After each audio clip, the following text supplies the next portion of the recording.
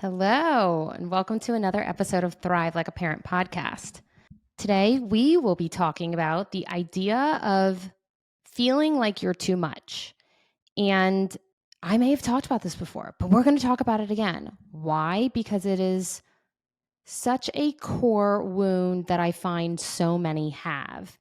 And the trigger surrounding that affects our daily life in ways that you may not even recognize or in ways that are dampening your light and truly leaning into owning exactly who you are.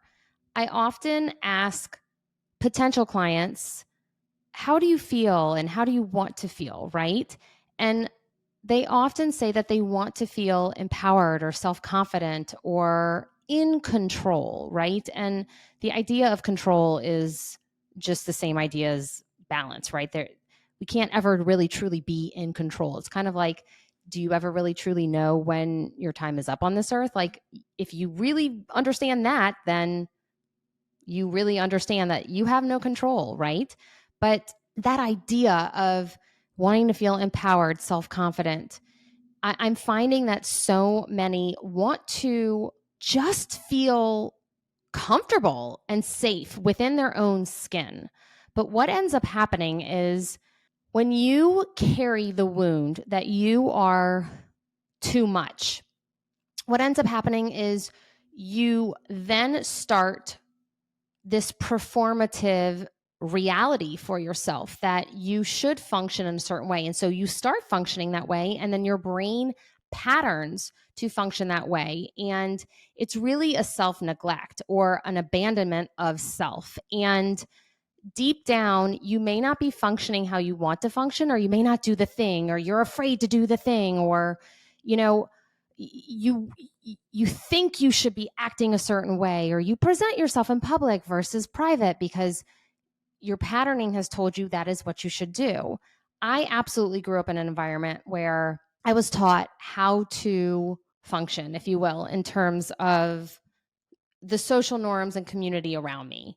And as part of my neurological regulation work for myself, I recognize that there is absolutely no way to regulate myself unless I show up as just simply me. And it is a hard one. It's a real hard one to break and lean into the acceptance of self and the acceptance of who you are and valuing, honoring, and loving who you are, even if your community or the society around you says, that's not how you're supposed to act. Now, I am going to give you an awesome story about a time when I was a little girl. And I, as you know, have been dancing since the age of 2. And my mom would bring me to these dance conventions on the weekends. Now, I went to do 2 different dance studios growing up. The first one, my dance teacher relocated for her husband's job, and my mom felt it was best that we move to a different dance studio. And the dance studio that we moved to was probably the best dance studio in New Orleans at the time growing up. And my mom did that so that my sister and I, Lauren, could really grow and learn and strengthen our skills because she knew that it was such a love for both of us. And I cannot tell you what age I was. I don't remember this, but I was certainly young. My mom brought me and my sister to a dance convention, and she brought my best friend Tally from the new dance studio and another friend Katie. And we had the best weekend. Like, anytime I'm dancing at dance conventions, it's the best weekend. If you know this world, you're like, hell yeah, it's the best weekend ever. But anyway, during each convention, there is an audition to help the dancer feel what it feels like to be in a true audition, as if you were in LA trying to be a professional dancer. You wear numbers, and what happens is you go like across the floor and you do like a little ballet combo. And it's like 6 at a time. And they say, you're in, you're out, you're in, you're out, you're in, you're out. So that's the first round. I made it through the first round. I was like, oh, I'll be damn. Second round is a jazz combo of some sort where they teach it to you really fast. They break you into really small groups. And again, you perform it for them maybe twice, once the back line, once the front line. They say you're in, you're out.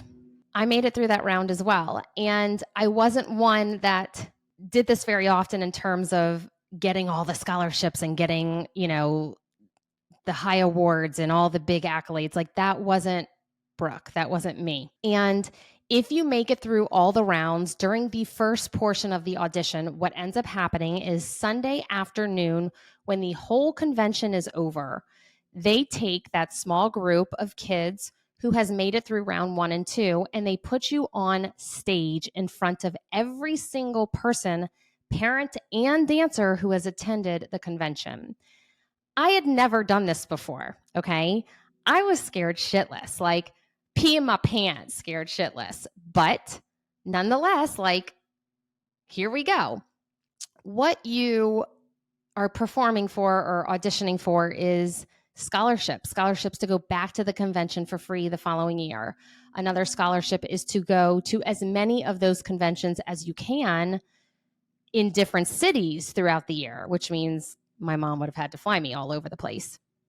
The top scholarship of the weekend is, like, I'm talking top of the weekend, is you get to go out to California and go to one of the dance studios that they're affiliated with and take classes for an entire week for free. And it's like the holy shit scholarship. Okay. I've set up the situation on what is at stake here. Okay. So I practice all weekend, this combination. I close my eyes. I make sure. What I used to do is, if I could close my eyes and do it without opening my eyes while the music was on, boom, I knew it. That's just how I did it. So I knew the combination, but dancing on a stage in front of all of the professional dancers, and those are the judges, as well as hundreds of people who have been at this convention all weekend, that, hikes up the fight or flight, a little bit. So they call us up. They do a small, the younger kids, the middle kids, the older kids. It was like junior, senior, minis, all the things. So they call us up, and somehow it took me a moment to get on the stage. You just come out of the crowd and like literally climb on the stage. And by the time I had gotten on the stage, all of the other contestants had placed themselves. And so I was in the back corner, very far away from the judges, and they could not see me. And I'm looking at my mom and best friend and sister, and they are looking at me like, scoot over, like go over there. Like, I'm like, how do you, what do you want me to do? Like, how can I get over there? Like, everyone is, they're like dancing and like freestyling with music, dancing around. How do you expect me to go over there? Like, what are you talking about? So I'm smiling. This is like the truest Brooke you could ever get. And it didn't show up very often as a little girl. I all of a sudden decide to make this stage my stage, as if no one else was on the stage. I start freestyle dancing and weaving in and out of all the different contestants who are like freestyling. I go over by the judges, I ham it up, and I make my way back to my little spot way in the back, right on like the 5, 6, 7, 8, boom. And I like hit it. Like I nail the combination. And I can't tell you, I am like hearing Tally and my sister Lauren and my mom and Katie like scream crying, like scream hysterically laughing at the fact that I just did this, because it was so out of character for me. We did it. I was in the back. Then we switched to the front. I nailed it again. I'm like shaking at this point from like the rush, okay, of fight or flight. Yes, absolutely. That's what that was. And I'll be damned. I won the top scholarship of the weekend. I won an entire week to go out to California and dance And my mom did it. My mom took me one summer and I had the time of my life. I'm going to reiterate, I was not the best dancer at my studio, the new one that I went to. I never was the one who got at competitions top first overall for my solos. I was never the one in our actual dances. Like I was never the one that had the special parts or the one that was showcased, or I never had the highest jumps or as the most turns or the highest kick, or like that wasn't me. Okay, this was an anomaly. And I worked my butt off to be the dancer that I was back then, but for some reason when I was on stage, and only when I was on stage, people at dance competitions or conventions or things like that, they would go up to my mom and say, "Was that your daughter with that big smile?" Like we could not keep our eyes off of her. I would never get the top award of like best technique or this or that. Many times I got best emotion or biggest this or that, because the only place I was truly able to be myself growing up, it wasn't even in my dance studio. It was on stage where I felt untouchable, where I felt that I could leave it all out there. Like, why not? Because I was getting judged for it. And so I better give it my all. And I could do whatever the hell I wanted because it was my stage, especially when I did my solos. And I did not feel safe or comfortable to do that in the rest of my life. I also was in a relationship with Jonathan where I truly believe he was so incredibly sick that I was a mirror for him. And instead of him being his own mirror, looking at himself and supporting himself through either his own triggers or his insecurities or fears, that was all placed on me. And it was placed on me for many, many years. And I had grown up in a situation where I wanted to please and be the people pleaser. And so I learned that being from that weekend, by the way, from that weekend, I was given the nickname of traveling dancer. And so I'm saying that nickname because I wasn't the traveling dancer within my entire life, probably up until I started this life, this career, this job, and just putting myself out there and really dealing with what came back at me in terms of how I was showing up. In the beginning of posting on social media, I every now and then, like I would drip in bits of vulnerability. And one day during COVID, it was probably 3 weeks in, Jonathan was at a treatment facility trying to get help. That is literally COVID, that shutdown, like that March mark, like that was the beginning of my solo parenting experience. That's for me. I knew when Jonathan attempted back then, I was like, okay, Brooke, this may or may not happen one day, or probably, to be frank, will happen one day. And because of that, you need to function like a solo parent. And that was the lens I had even before Jonathan passed. And 3 weeks into COVID, I will never forget it. And I can't forget it because for some reason, Charlie picked up my phone and took a picture of me. I am telling you, I was hysterical, boo hooing in a beanbag upstairs in the kids' playroom. And for some reason, Charlie decided to take a picture of me. And many months later, I chose to post that picture to help others know it's okay to struggle. And I, really it was a lot because it was brand new for me, sharing emotionally and vulnerably and all the different things. So I reread and reread and reread the post and the copy that I was writing. And I posted it. And the backlash that I got from family and friends, not from strangers, not from my community on social media, but from people who knew me the most. One of my mom's friends messaged me and said, "That is scary. You need to take that down."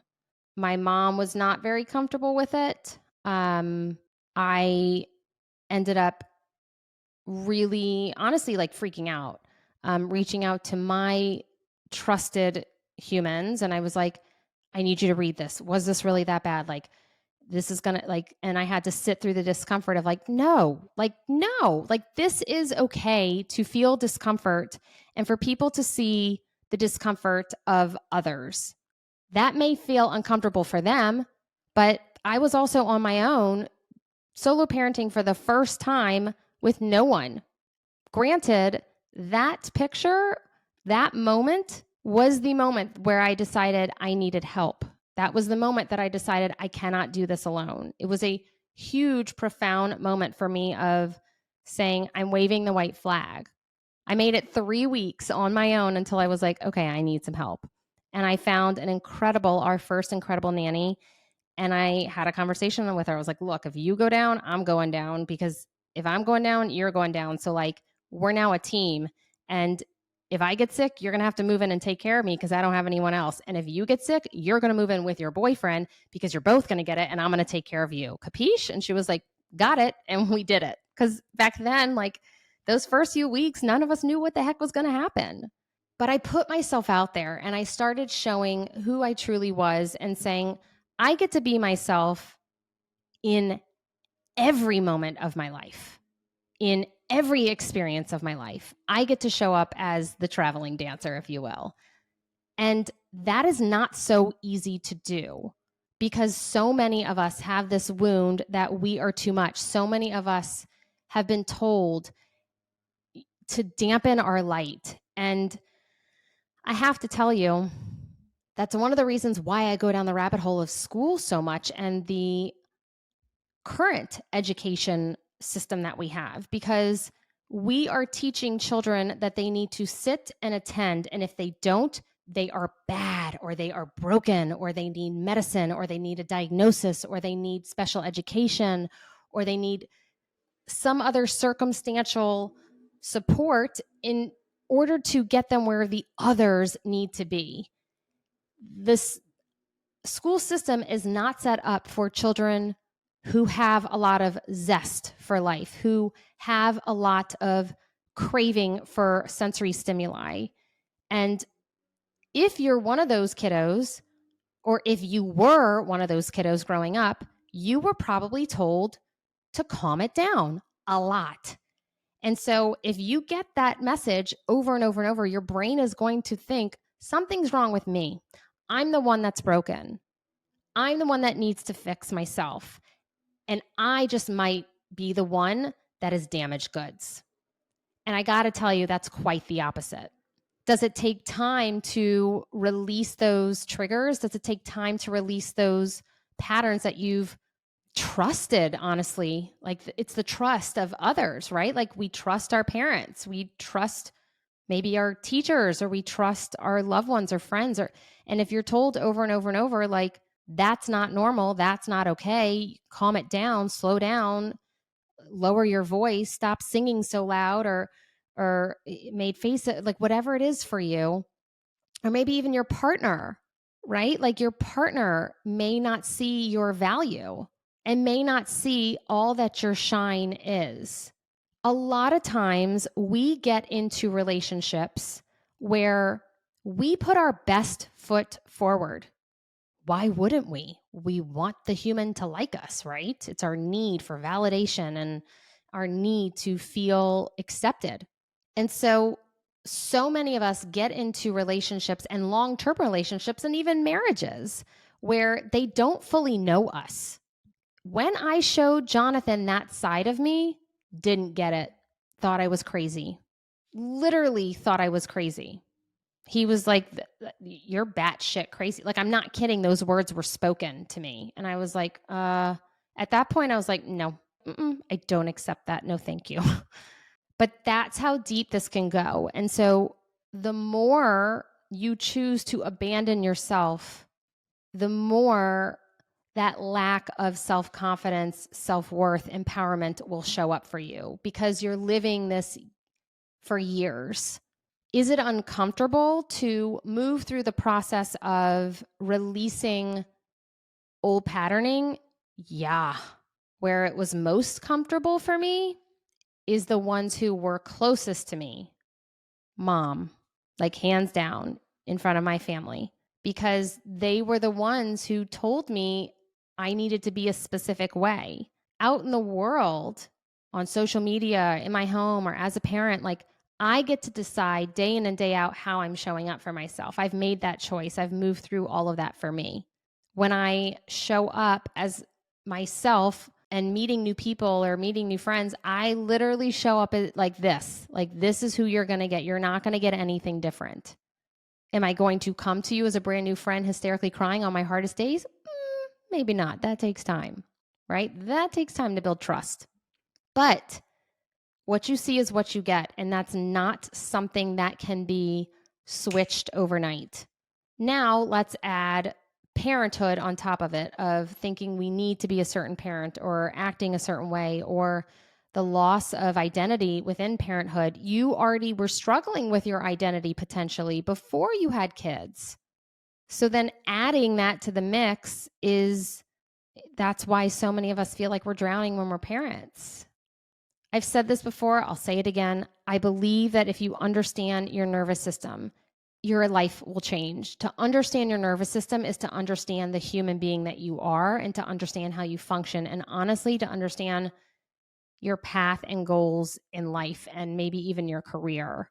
The craziest part is that when I was in high school, we took this test that told us, like, it was a bunch of different, it was standardized. And so like you filled in a bunch of bubbles and it was supposed to pop out like what career you might lean towards, or what you might be interested in, or what maybe you should do as a career. That's the biggest crock of bullshit. I'm sorry. We should be saying, okay, how does our nervous system function? And if our nervous system functions as a seeker, maybe we want to have a high fast-paced job because our brains crave that, or they're patterned that way. Maybe if we're an avoider, maybe you want to be like a yoga instructor or something that's like more like chill rather than a lawyer, or I don't know, an EMS. To understand your nervous system is to understand the deepest parts of yourself and be able to support the deepest parts of yourself. And I've got to say, your value does not decrease based on someone else's inability to see your own worth. Does that take time to step into honoring your own value? Yes. Does it take time to own your shine? Yes. Does it take time to, isn't that crazy if you really think about it? It is like mind boggling to me that the fact that we have to get comfortable and do work on healing ourselves to just simply be who we've always been deep down inside. I've always been this person, always. But through experiences and life, I dampened that for many years. And I told myself I was broken. I told myself I was damaged goods and I was crazy. I cannot tell you how long I worked on that individual thought of, you're not too much. You're not too much. And what we end up doing is we don't say the thing, we don't do the thing, we don't dance around the stage, we don't go after the promotion, or we don't speak up in boardroom meetings, or we don't say, hey, yo, that's not right. We don't do the things because we're so afraid of other people.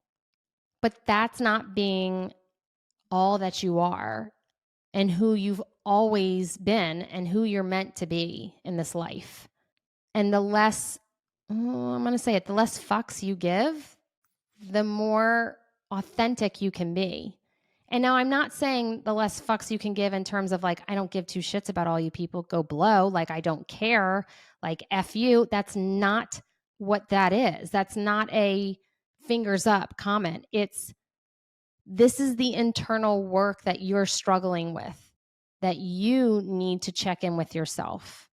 Owning your own worth, honoring exactly who you are, being too much will be your greatest gift. Being too much has gotten me to where I am in my own career. I got to tell you, when I was dancing on the countertops, I haven't done that in a while. I should probably do that. That's really fun. But all those reels that I used to dance on the countertops, had a blast. Had a freaking blast.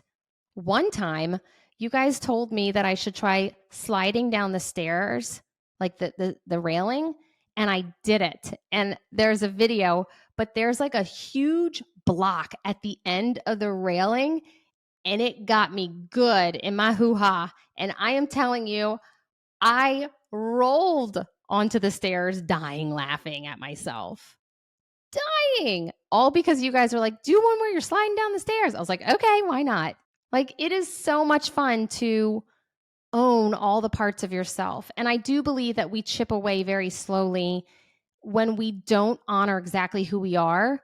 We chip away at that child inside of us. We chip away at the carefree human. We chip away at the joy and the liveliness and the fun and excitement. And we just become the shell of who we think we're supposed to be and who everyone else wants us to be.